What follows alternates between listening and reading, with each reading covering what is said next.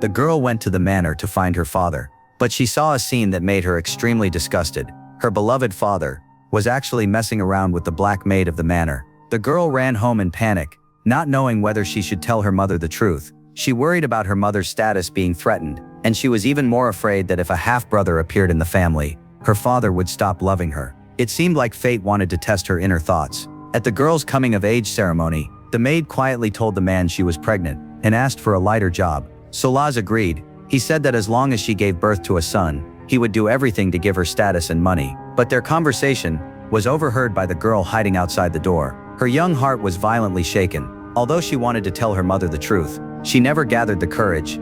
Fortunately, another maid in the manor could not stand Six's behavior and secretly told the lady. At first, Elsa did not believe it, but when she thought carefully, the maid had been working in the fields before, and now she suddenly appeared inside the manor. So that night, Elsa raised the sculpture on her husband's desk that resembled the maid, and questioned him if everything was true. She also told him to throw away the maid's belongings and fire her. But Solaz told her, the maid was pregnant. What if it was a son? The word son cut Elsa's heart like a knife. She did not expect that her husband of many years only cared about carrying on the family line, and completely ignored her and her daughter's feelings. Even though the maid was still a slave, but no amount of anger could overcome her husband's favoritism. A few months later, the maid's child was successfully born. Faced with naked humiliation, Elsa was not angry. She helplessly begged her husband not to leave, saying she could have a son herself. But her husband walked away without looking back. At that moment, Elsa was filled with despair. Meanwhile, Solaz had gone to the maid's house. Looking at his longed-for son, his eyes were full of joy.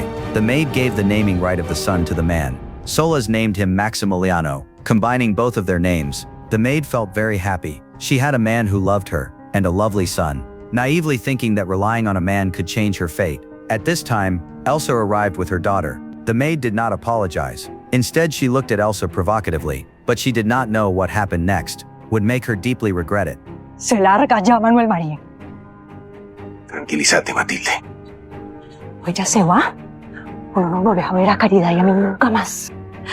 Nunca nos volvés a ver. Pásame al niño.